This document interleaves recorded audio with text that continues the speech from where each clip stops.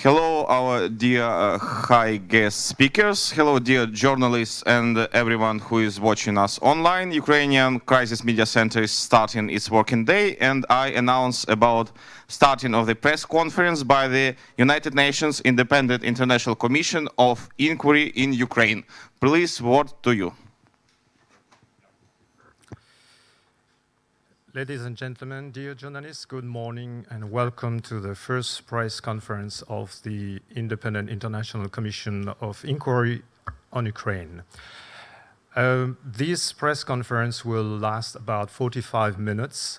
We have a simultaneous translation, both in Ukrainian and Russian. The speakers will be the member of the Commission, starting with his chair, Mr. Erik Møse, Mrs. Jasminka Džumhur, and Mr. Pablo de Greiff. After an introductory statement by them, journalists will be able to ask questions. Since it's a hybrid press conference, questions will be first taken from the floor here in Kyiv, and then we will take also questions from journalists online. When you ask your questions, please identify yourself and also mention the media you represent. Thank you very much. Without further ado, I will give the floor to the chair of the Commission, Mr. Møse. You have the floor.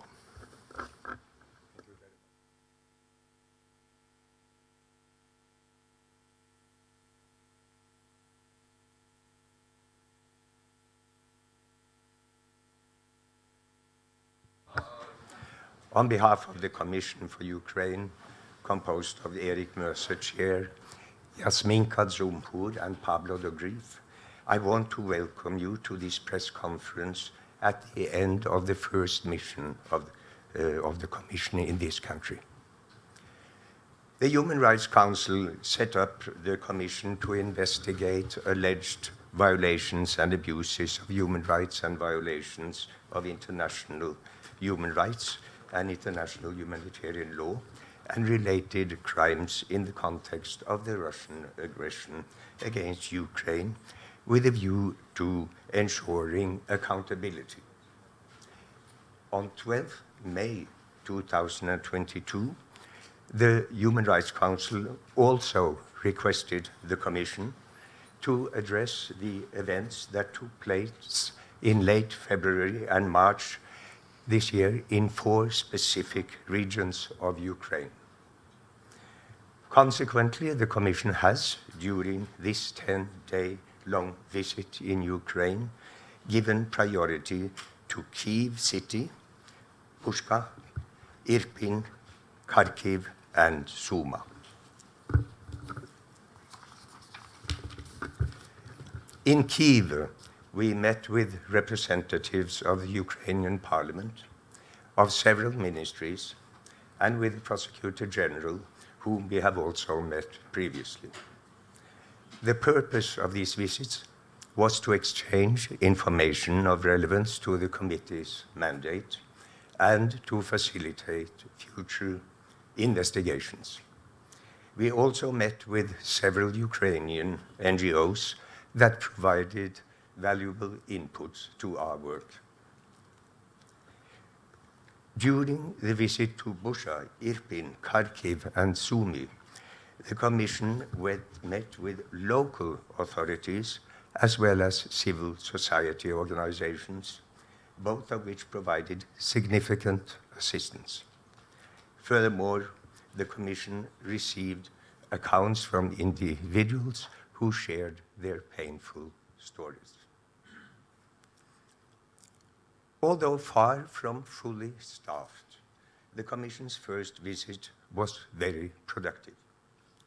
At this stage, we are not in a position to make any factual findings or pronounce ourselves on issues of the legal determinations of the events.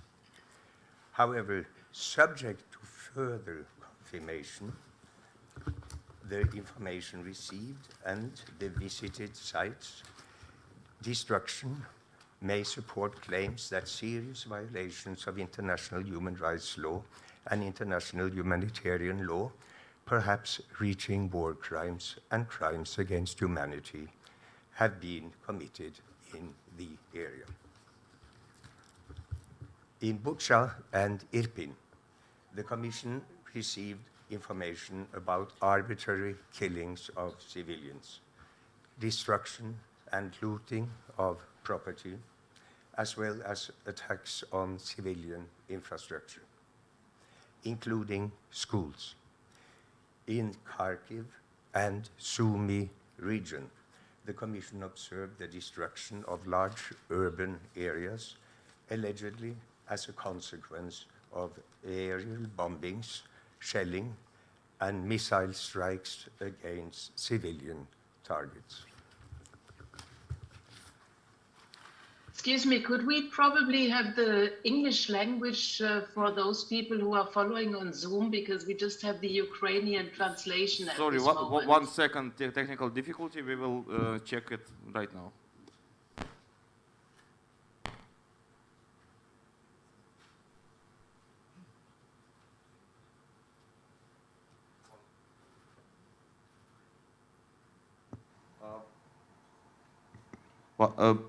Please go on. Ladies and Sorry, gentlemen. may I just make an appeal that the chairperson please read the message in its entirety in English for those colleagues on the Zoom call. Thank you. The whole thing?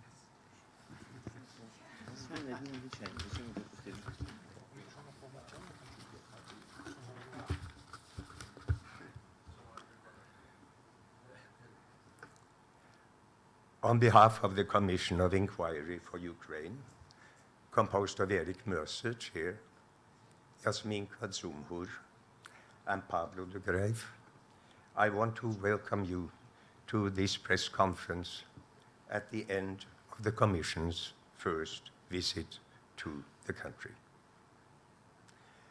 The Human Rights Council set up the Commission to investigate alleged violation and abuses of human rights and violations of international humanitarian law and related crimes in the context of the Russian aggression against Ukraine, with a view to ensuring accountability.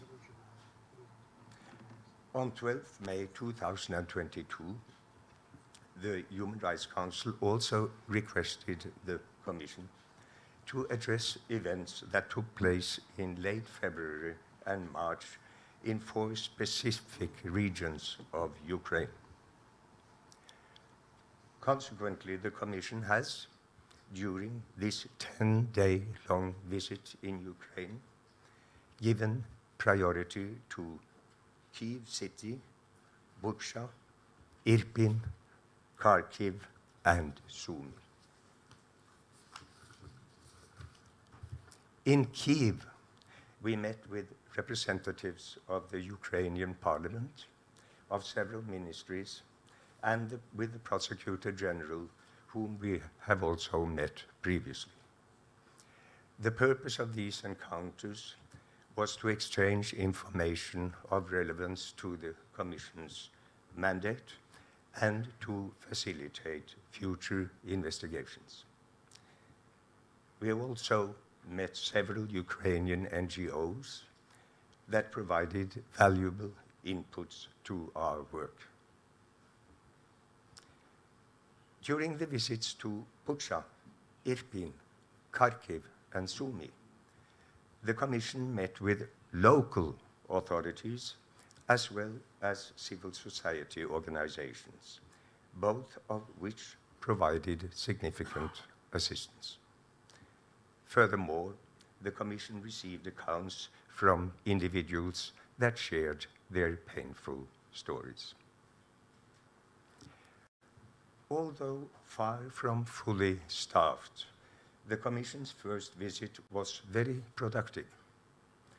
At this stage, we are not in a position to make any factual findings or pronounce ourselves on issues of the legal determination of events.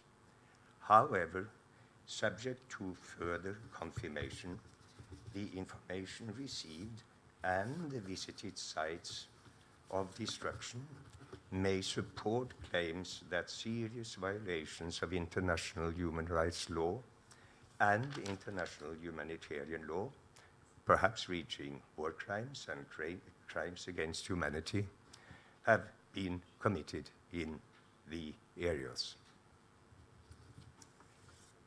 In Bucha and Irpin, the Commission received information about arbitrary killings of civilians, destruction and looting of property, as well as attacks on civilian infrastructure, including schools. In Kharkiv and Sumy region, the Commission observed the destruction of large urban areas, allegedly as a consequence of aerial bombings, shellings, or missile strikes against civilian targets. Respectable journalists, ladies and gentlemen, the Commission also had the opportunity to listen to internally displaced persons, including those coming from the east of Ukraine, who refer to displacement of people. Testimonies also included stories of destruction of civilian property, looting, the confinement, mistreatment, and disappearance of civilians, as well as reports about rapes and other forms of sexual abuse. The Commission will examine all those allegations further. The Commission is concerned with the impact of the war on children. It considers it necessary to investigate further reports about the alleged transfer of children placed in institutions in temporarily occupied territories to the Russian Federation, as well as information about expedite citizenship and adoption processes for some of these children. In Ukraine, many displaced children have been separated from families. The physical destruction of schools and their use for the accommodation of IDPs raises challenges concerning the children's access to education. The Commission has previously stated that it would adopt a victim-centered perspective on its work, and that it would be faithful to its mandate, which asks it to make proposals regarding accountability. Criminal accountability is important, but so far, other forms of accountability, including those that enhance the possibility that victims will be able to reconstruct their lives. The government of Ukraine is making efforts to meet the diverse needs of victims, while there are areas where greater institutional coordination is probably desirable. Doing so while the conflict is ongoing poses particular challenges. Thank you very much for your interest. The first visit of the Commission will be followed by visits to other parts of Ukraine before the Commission's oral update to the Human Rights Council in September of this year. We will continue with the process of collecting evidence that may serve accountability purposes whenever possible, identifying individuals or entities, and will pay special attention to violations of a sexual nature, of the rights of children, the elderly, and other vulnerable populations. The Commission will carry out its work independently, neutrally, and objectively, examining violations and abuses regardless of the identity of the perpetrator. We hope that all parties to the conflict will assist the Commission in its work. Finally, we would like to express our gratitude to the government of Ukraine for facilitating our mission, to Ukrainian civil society organizations, victims, and witnesses, and to the various UN agencies for their kind collaboration. The Commission also wants to thank the Office of the High Commissioner for Human Rights and the United Nations Resident Coordinator in Ukraine for their indispensable collaboration in this visit. Thank you very much. We will now be ready to take some questions, and we ask you, as explained in the beginning, kindly to address Mr. Mandier about this. Thank you. Dear journalists, I will give the microphone to you. Just a second before we start. We need to have English on Zoom. So if you ask questions in another language, it will be only in English on Zoom. So please process it that way. And also the statement will be sent to journalists after this press conference.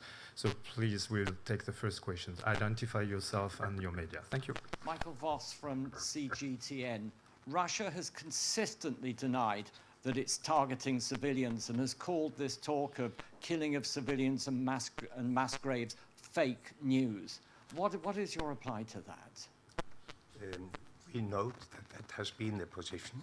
It is our intention to hear all parties to the conflict. Already early, when we were set up, we contacted the Russian delegation in Geneva, and we have stated publicly that we are pursuing our effort. The first attempt was not successful, but we are pursuing our efforts and are looking into this matter more deeply. Hello, Catherine Norris-Trent from France 24. You say you hope for the cooperation of all parties. Have you had contact with the Russian authorities about any cooperation with them? And secondly, what are your next steps? Do you have plans for another visit? Where do you take this from here? Yeah. So far, we have not been in contact with others than the regional authorities or with the regional delegation in Geneva. That has been our contact so far. But as this has not proved successful, it seems that there is a need to take further steps, and then with respect to other Russian authorities. About the future, I should also say that, of course, this is, when it comes to this particular visit we have just finished here, a next step will, of course, be to have more visits into this country. The territory will be decided in view of the developments. If there are some questions from Ukrainian mass media, I would like... let's give a voice to Ukrainian. Доброго дня. Мене звати Марія Васильєва. Maria Vasilieva, Studio 1+1. Maria. Probably that came from the translation, but just a second.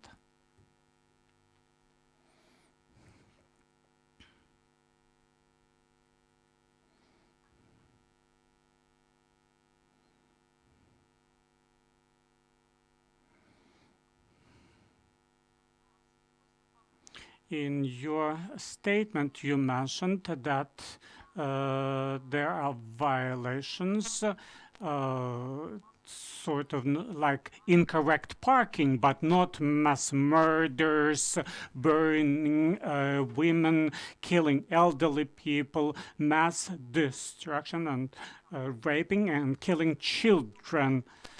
What else Russia should do that we would speak about the crime, but not a violation of rules like incorrect parking? But the position of the Commission at this point is, of course, not, we are not in a position to reach a legal determination of facts at this point. But of course, that doesn't mean that we are questioning necessarily what we have seen on the ground. One thing is to witness massive destruction, for example, to receive stories about deliberate killings, and we have experienced both, and both of them are, of course, shocking. But quite another is to reach a decision about responsibility and the legal characterization of those facts. We are working very, very hard to try to be in a position to achieve the latter. Among other things, to go back to the earlier question, to be able to make a contribution to the elimination of claims about fake news. But this is the work of the Commission, and this is a process. Hello, this is Julia Held from ZDF German Television. Can you give us some more details on the sexual violence? What are the results on that? Thank you for your question.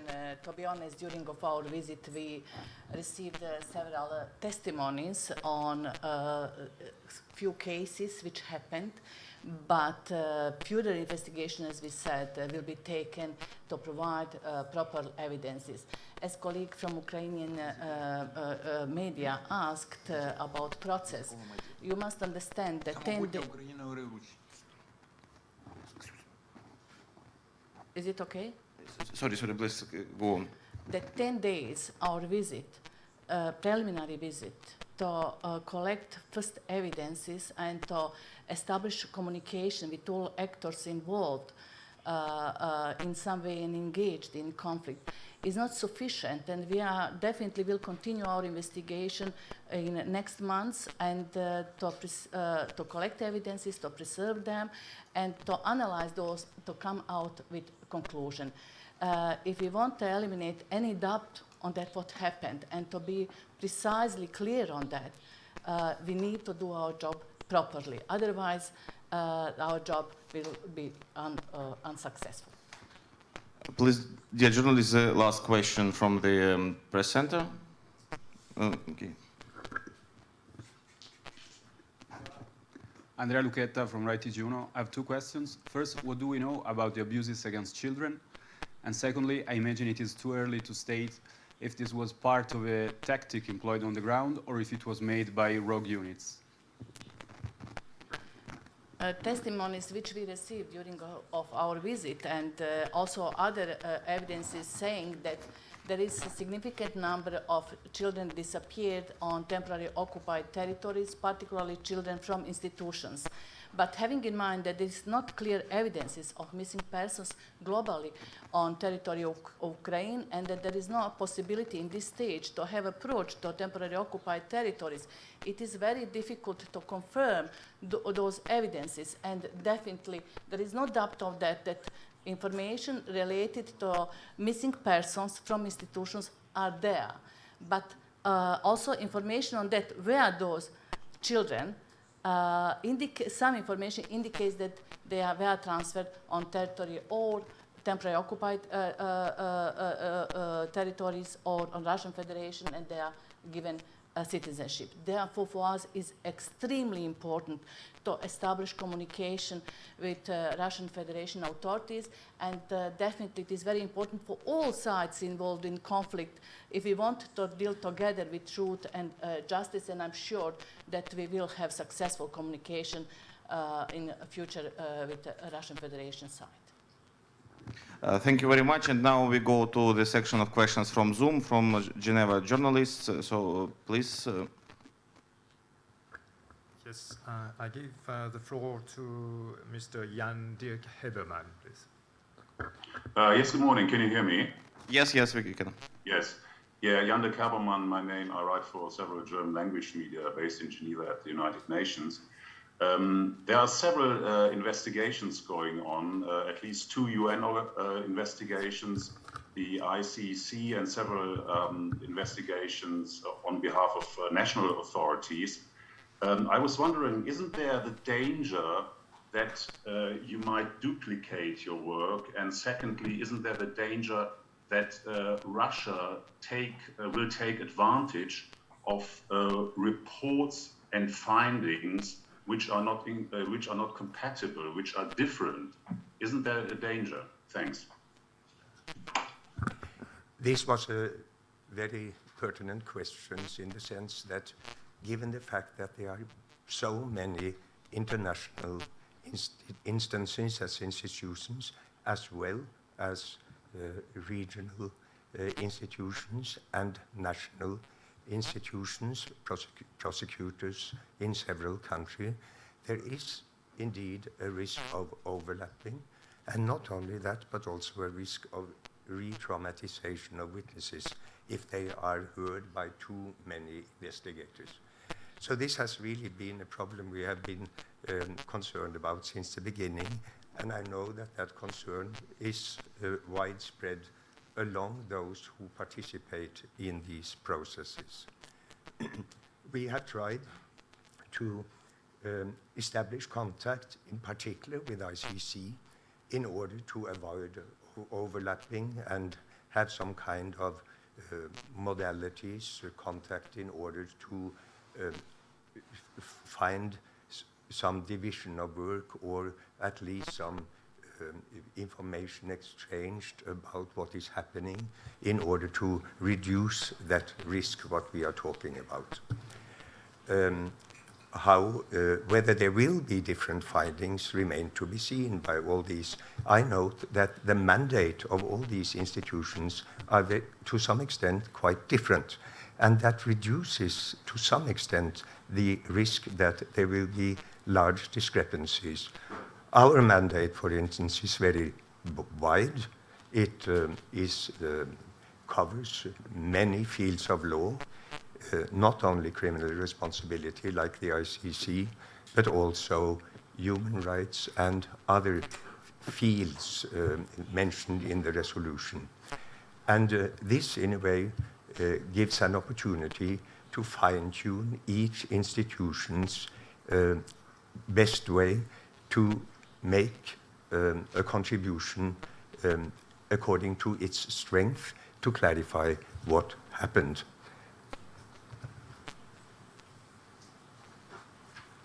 Now I give the floor to Mr. Stéphane Bussard from l'OTAN in Geneva. Yes, good morning, everybody. Thank you for this briefing. Stéphane Bussard from l'OTAN newspaper in Geneva. I have a question about you were talking about the transfer of children. Could you give more details and maybe some figures about this transfer of children to institutions on Russian soil? Thank you very much. As we heard during a conversation with the different actors from institutional side, NGOs, and also our interviews of victims, there is a real big number of children accommodated generally in institutions on territory of Ukraine. Also, there are institutions registered on temporary occupied territories with which officials don't have more proper communication, and now there is open question where are children from those institutions. If we will use number of children, I think it will not be appropriate way because for us it's most important to get proper information on that, what happened with those children. Particularly, I would like to remark that those children are accommodated in institutions, although they had parents and their parents are still on territory of Ukraine. And definitely it is one of our questions which is very high on list of priorities. And if we are comparing exactly with other mechanisms which are dealing with crime here on territory and war issues on territory of Ukraine, it is particular value of our mandate that we are focusing on victims. Now the floor is to Mrs. Christiane Ulrich from DPA. Thank you very much for taking my question. This is to the chair. You mentioned that evidence shows that war crimes and crimes against humanity might have been committed. Could you be a bit more specific? What evidence are you talking about? What have you found that leads you to this observation? Thank you. Well, these two notions, which you refer to, the legal notions, of course, covers a lot of different events and acts. And what we can say this, and I would like to stress again that this is the first visit, so we only have a fragment of all the evidence we need. But based on what we said and what I said in my introductory statement, For example, with respect to Bucha, there is evidence which may lead to the final conclusion later on that these two sets of rules are violated. Please understand that this is not any kind of hesitation or whatever. This is simply that we have to go step by step and that we have to have as much information as possible over some time. And our task is to give a first oral update in September before the Human Rights Committee and Human Rights Commission, and our final report is due in March. So you will understand that it is difficult for us at this early stage to go into details about assessment of evidence or indicate interpretation of legal concepts, including thresholds.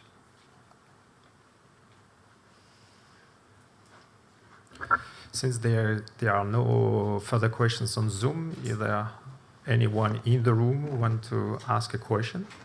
Please, dear journalists, raise your hands. Okay, there is a gentleman here on the right side.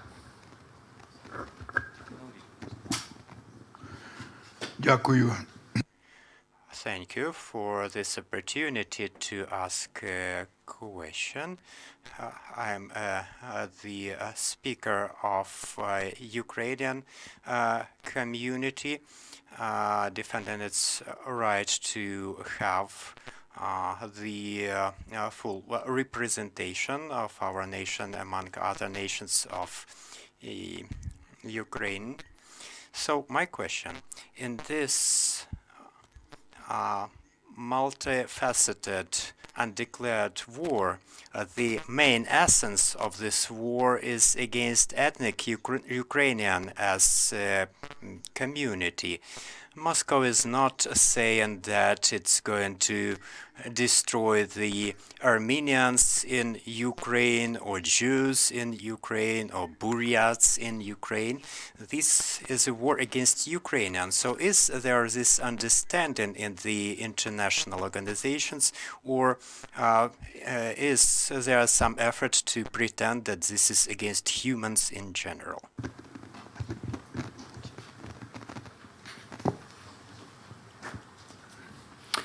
We are concerned in accordance with the mandate that we received from the Human Rights Council to investigate all violations of international human rights law, international humanitarian law, and other crimes that may have been committed in the course of the Russian Federation's aggression to Ukraine.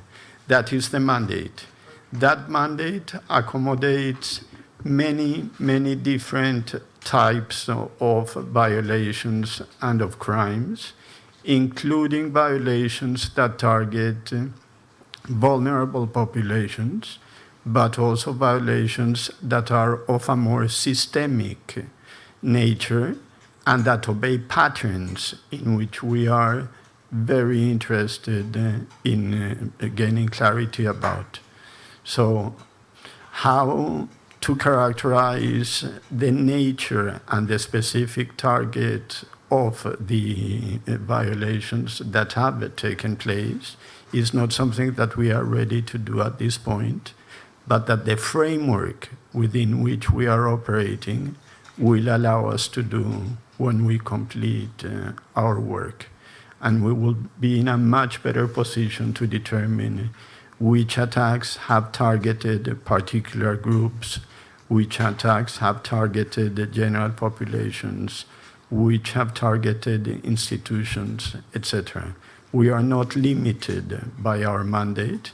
In fact, we have an extraordinarily broad legal mandate given to us by the Human Rights Council.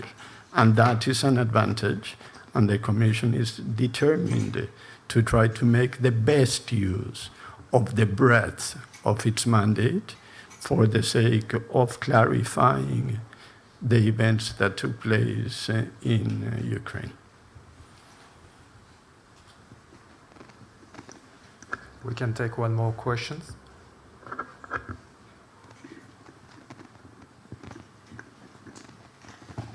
Сашко Чубко, Ukrainian truth. in Ukraine. I realize it is very early to speak about anything concerning Ukrainian conflict, but to maybe have a better understanding what we can expect in a year or two when your results are ready. We have previous conflicts. For example, Syria was, I believe, was investigated by UN a lot. Can you share what were the practical effect or practical results of all the UN investigations concerning human rights violation in Syria? Thank you.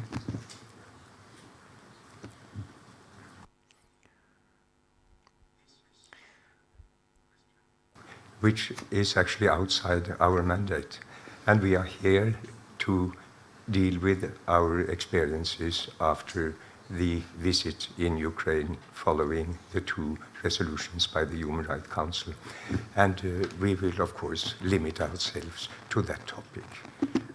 People may, of course, have many views on the question you raised, but our task is not to express a view on that. Thank you. May I add one general comment? I think that the function of these procedures, and in particular of ours, is to make contributions to accountability, and in our particular case, understood broadly. What kind of shape that accountability takes in each particular case, and particularly in what time frame, of course, is not solely dependent on the work of the commissions. But the underlying intention is the conviction that the, for example, collection, accumulation, and the standard setting with respect to determinations of violations will be important for individuals, for communities, for the country, and in fact, for the international community. And all commissions seek to satisfy those aims.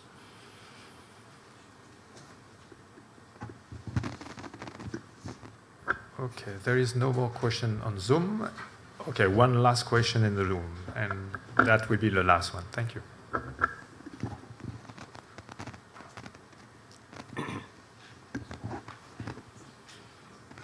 Good afternoon. I'm Mikhail Goladenko, writer, genre, interpreter. So far we've heard about all the war crimes and rumors that you said they were allegedly committed by the Russian soldiers. But could you please tell us about some of the crimes that have inexorable ground and stone proofs that you have no doubt about that were committed by the Russian soldiers in Ukraine? Thank you.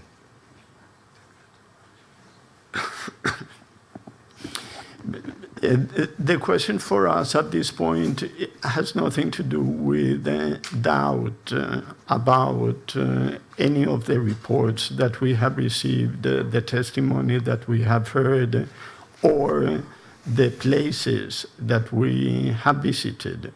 Doubt is not part of the issue. The issue is whether we have sufficient evidence that counts as such strongly for legal purposes and for the purposes of a report that is credible and factually impeccable, which is what we want to determine. And therefore, that has to wait for the process of the accumulation of evidence that we are presently engaged in.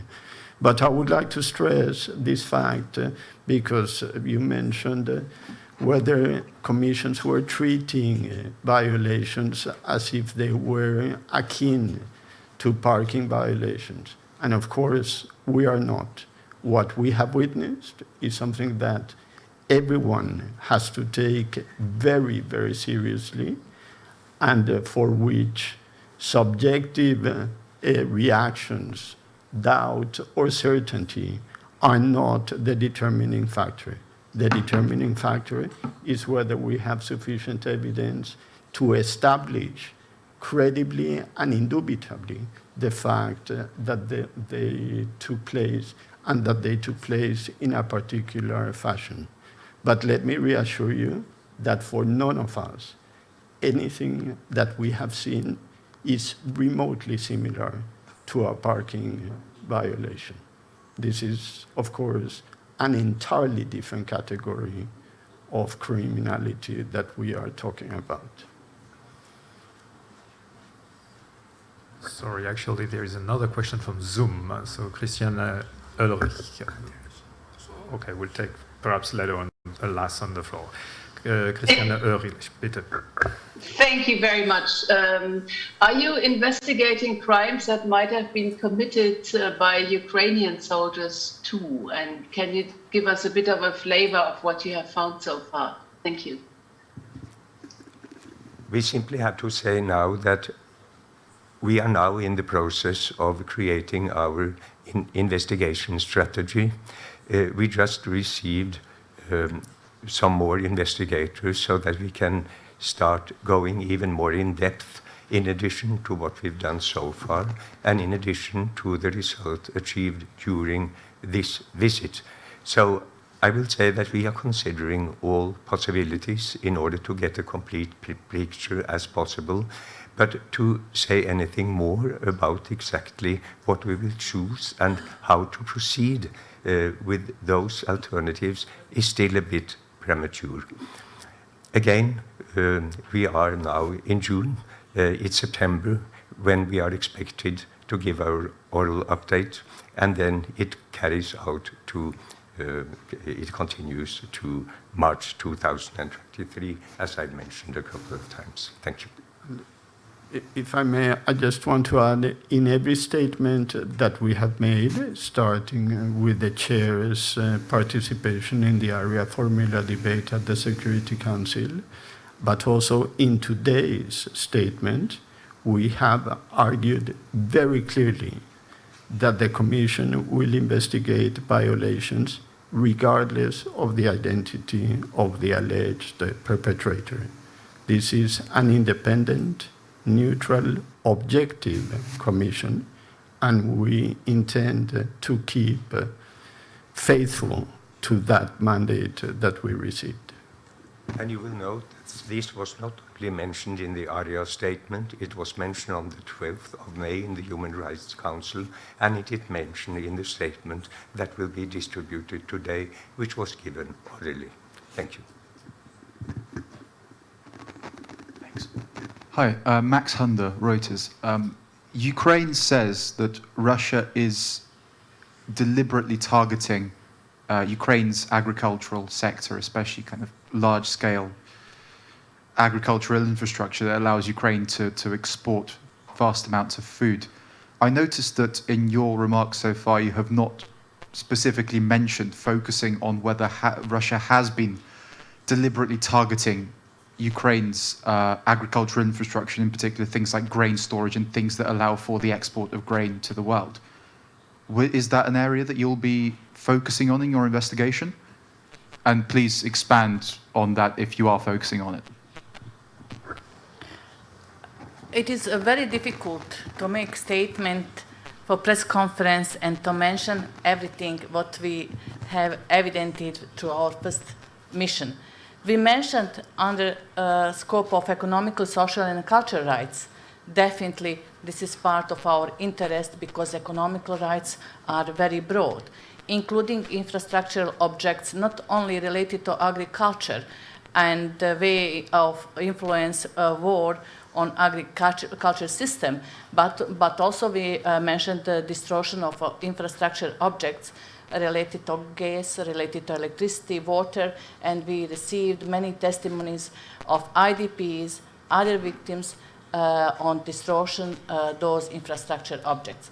Definitely there is no doubt that we will focus on that because if we are speaking on human rights, it is a very, very broad scope of issues, including that, and also thank you, journalists, to remind us again on this, because we also received from other special rapporteurs, example on business, and to pay attention on those rights. Thank you so much.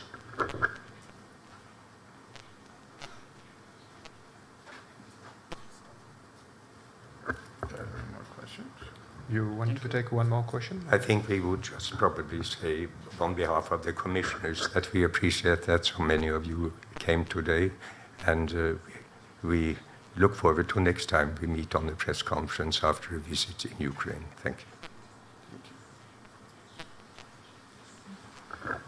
Thank you very much. So this is the end of the press conference. You, as mentioned before, you will receive the introductory statement of this press conference. And if I well understand, there will be also a webcast on the UN. Thank you very much. Thank you.